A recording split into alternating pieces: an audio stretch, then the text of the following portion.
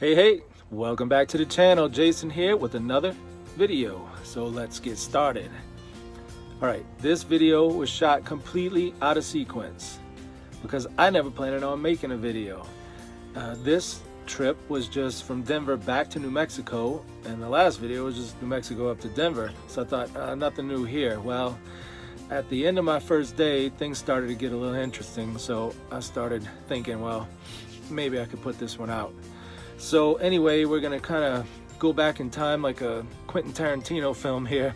And what's the first thing? Okay, so I'm sitting here in Gardena, California, and I was thinking about that Ezekiel 25:17, thinking how much can I remember? Can I get it right? All in one shot, no practice, no rehearsal, no looking it up, no cheating. Can I do it? You can fact check me later, but here we go. The path of the righteous man is beset on all sides by the iniquities of the selfish and the tyranny of evil men. Blessed is he who in the name of charity and goodwill shepherds the weak through the valley of darkness, for he is truly his brother's keeper and the finder of lost children. And I will strike down upon thee with great vengeance and furious anger those who attempt to poison and destroy my brothers. And you will know my name is the Lord when I lay my vengeance upon thee.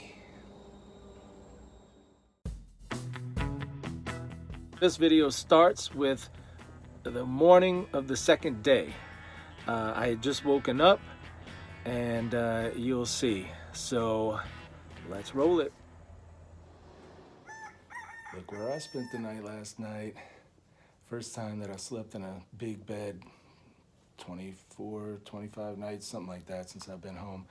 So I was delivering mattresses here, and the owner said I could have a free night's stay. So I'm at the Hampton Inn.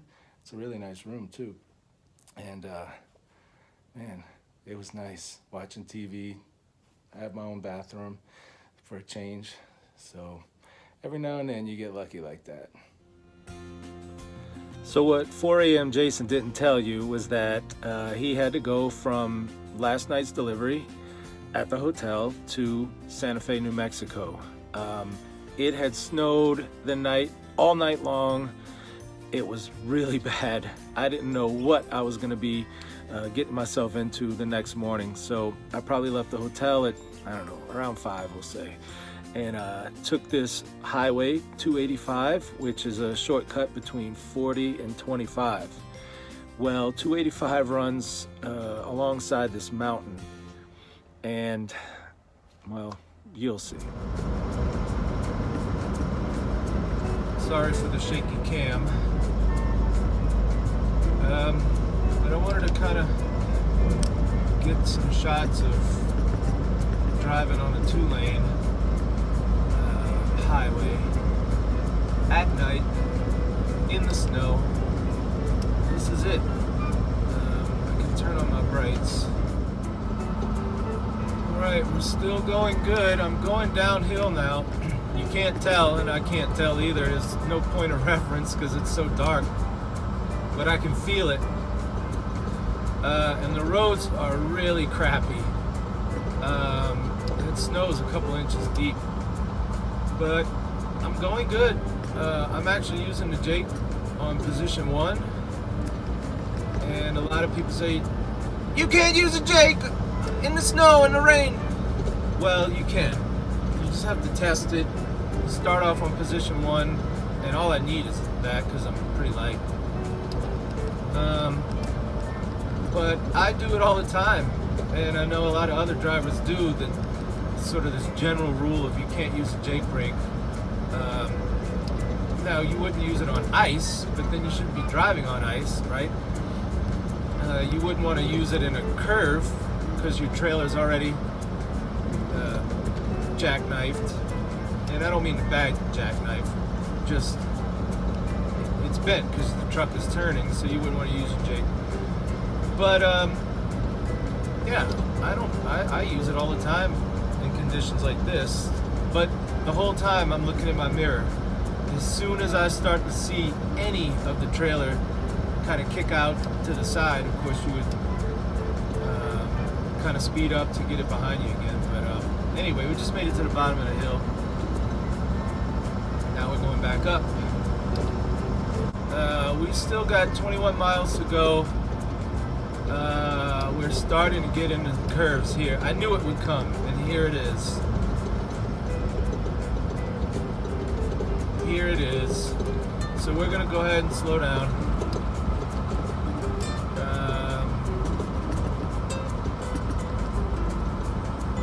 Because now we're headed, I don't know, it looks like we're headed uphill. All right, can I make this turn without spinning out? Let's see.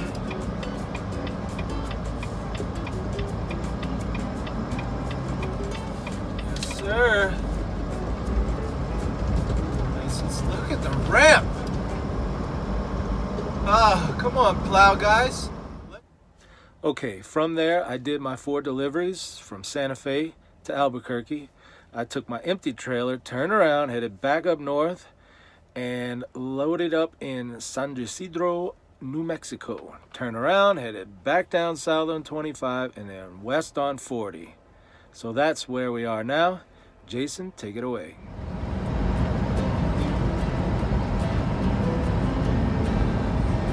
Well, almost to the end of the day. I got an hour and a half left to drive. What a difference a day makes. Or really just 12 hours. This is lovely. After all I drove through this morning, to finally get to some nice pretty roads, nice pretty sky, nice pretty mountains, it's such a treat. So the plan now is to make it to the TA in Holbrook, Arizona, and park. Then I'll be out of hours for the week, so I have to sit for at least 34 hours before I can start rolling again. So 34 hours, let's say I get there at 6:30. So 24 hours would be 6:30 the next day, plus 10 more hours would be 4:30 a.m. on Thursday is when I'll be able to start rolling again. So, Lord, why can't they build these? Every time there's an overpass, look, we're getting ready to come up to another one, where the actual road ends and it's just an overpass over a canal or just in case of train tracks. It's always a bumpy. Here we go. Bump. Why can't they make the transition smooth? Well, I don't get it. I mean, the old saying they can put a man on the moon. Seriously, you can land a guy on the moon. I know that that's an outdated, antiquated reference. But think about it. You put a guy on the moon with a car and he's driving around the moon. But you can't make these transitions smooth? I don't know. Every city in America, it's like that. When you go from asphalt to concrete on an overpass, it's bumpy. Everyone, everywhere. I can't, what is that? Why?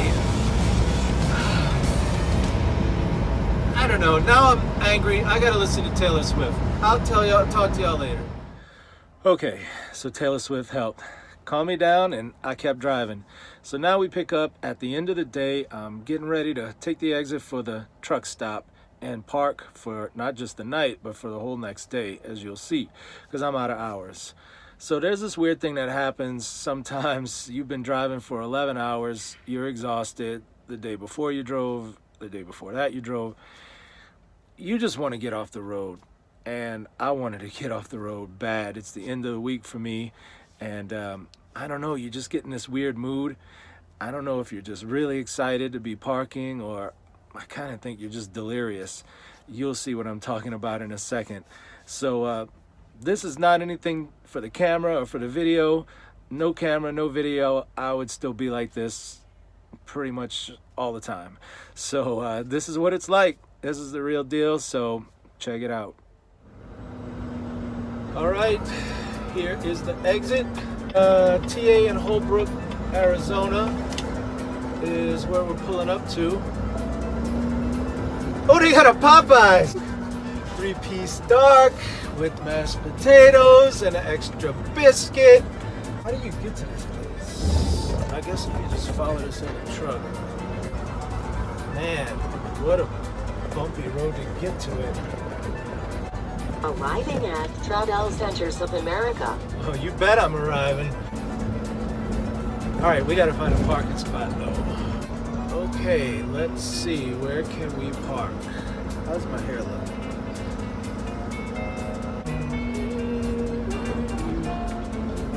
Okay, I see a spot. I don't know if it's the spot I want though. I like to park in the back. Oh yeah, there's spots in the back row.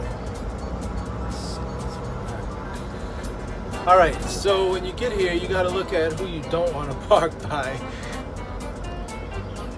And I don't want to park next to Peterbilt 389 because he might have his straight pipes and be loud. I don't want to park next to a guy with the APU because those are loud, especially the tri-pack or Carrier. I think Carrier makes those too. And you don't want to park next to, most reefers are quiet, but some of them aren't, and you never know which one is not going to be quiet. Alright, let's see. I hate these 45-degree spots. Cut. Reverse.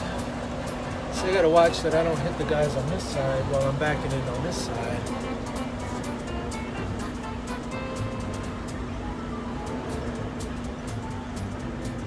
Look at that. Right between the lines. Can I do it in one shot? Can I do it in one shot? I see you, Werner. Don't worry. If I do this and don't have to pull up, I'm buying myself a Popeye's dinner.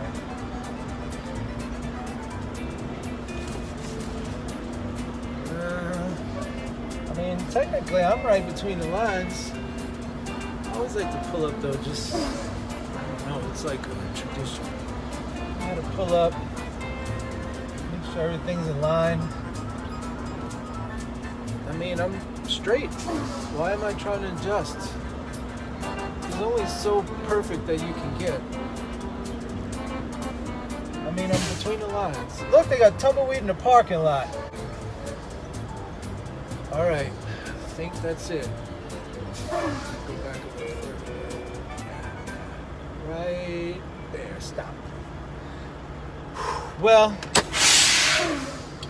I'm still gonna buy myself a Popeye's dinner. Alright, trip is temporarily done. I have to wait 34 hours before I could drive again, which is 4:13 a.m. not tomorrow, but the day after.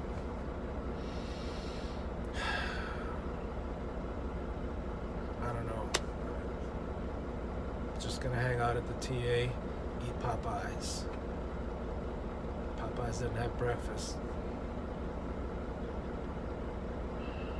I'll figure something out.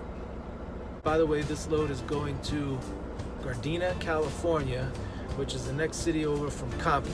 I always wanted to go to Compton, so looks like Thursday's the day.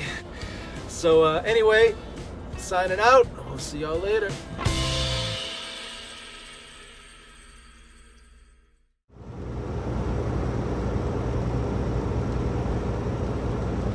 Okay, welcome back.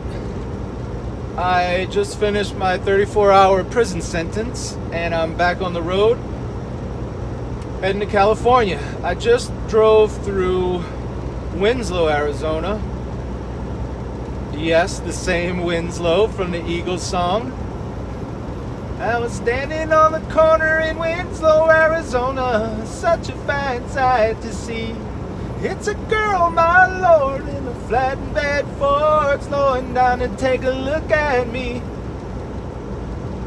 Usually, they speed up to get away from me, but maybe I should try a different city. So, not much going on here. Just wanted to check back in, and we'll stop in California. See you there. Okay, so I drove for about 4 hours and I got to Lake Havasu, Arizona. and I pulled into the Pilot there, which is right off of the interstate, to get some fuel and also take my 30-minute break. Can't drive more than 8 hours without taking a 30-minute break. So now you're gonna learn something about me. I am a fanatic about clean glass. I can't stand it if there's streaks, spots, dirt, bugs, whatever. I can't, all I do is see it all day, and it just drives me nuts. And there's something about clean glass. So anyway, here I am with my two-part process. See, the squeegee, I have to stand on the tire. Most guys, see, the handle on that thing is really long, so you can stand on the ground and do it. But you can't get the right leverage from the ground. You can't really press. And then the squeegee isn't at the right angle, so I stand on the tire. But the problem with the squeegee is it leaves streaks. Like, you know, when you vacuum, you've got those lines in your carpet where the vacuum passed. Well, the squeegee does the same thing, so I have to come back with a microfiber towel and some glass cleaner and wipe it. You wipe it once with one side, then you flip it over and use the dry side of the towel to really make sure there's no streaks left. I don't know. I mean, I wish I wasn't like that. Life would be a whole lot easier, but I can't. You give me the opportunity to clean glass, and I'm gonna clean some glass. So anyway, there's my little process. Laugh at me all you want. Perfection. Jump off the tire, close the hood, and go.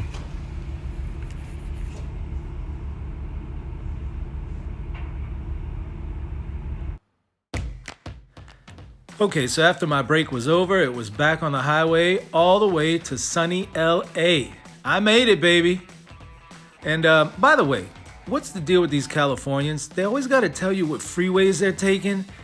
Yeah, I took the 40 to the 15, and then I got on the 210, took the 210 to the 16, and what I got to remember all of this? I didn't even ask. Anyway, enough of that. So I took the 40 to the, no, I'm just joking. Now look, when you're a truck driver, one thing you don't want to do is miss your turn, or in this case, miss your driveway, because you don't know what's up ahead, where you're gonna be able to turn around. I mean, if I had missed this and passed up the building, where am I gonna turn around? Crenshaw Boulevard? No thanks. So I pulled in, and look at this, what a nightmare. It's a cluster. You got trailers double parked on the right. You got box trucks up ahead. You got an empty trailer just sitting there with no driver. You just, no guard, nobody to talk to. So I creep in, and I'm gonna try to get a lay of the land. And wouldn't you know it, here comes Blue Volvo guy. Now this guy's gotta get out of the gate that I'm blocking. Only where am I gonna go? Where's he gonna go? So I decide I'm gonna go ahead and try to wedge myself in between this empty flatbed on my right and the empty trailer on my left. I was able to do it. We got everything straight. I found somebody, and So here I am back in the trailer inn, and there was this guy buzzing around the yard on his forklift. He got off the forklift just to watch me back in. There he is. Look at him. Hola. Look at, he won't even move. He's just frozen. Look at, I don't know, man. Hey, man, don't you know I have performance anxiety? I can't have somebody watching me while I'm backing up. Look, he hasn't moved an inch. He's probably thinking, I wonder if this couillon can get in his hole without hitting anything. But what's the Spanish word for couillon? I don't know. I'm sure they have one. Anyway, I didn't hit anything. I got in the hole, and I gave him a good show for his money.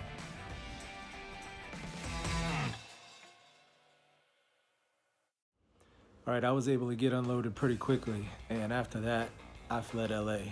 But you know, anytime I'm in LA, I gotta go see my friend Marcellus Wallace. Anyway, made it to Fontana, California, spent the night there, woke up, got reloaded, drove to Las Vegas, dropped the trailer at the yard, and now I'm at home. So I got about 3 days off, I'm probably gonna get a haircut.